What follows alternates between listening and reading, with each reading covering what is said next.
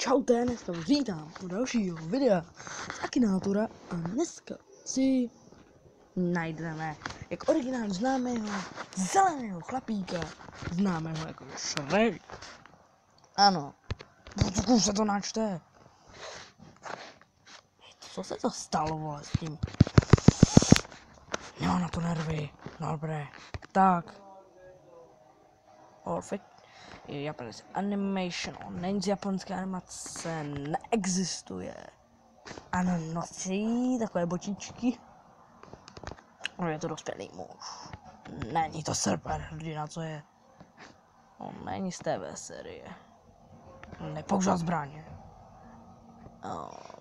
Není, on je hodný. No. Ano. Ne. Není Švéd.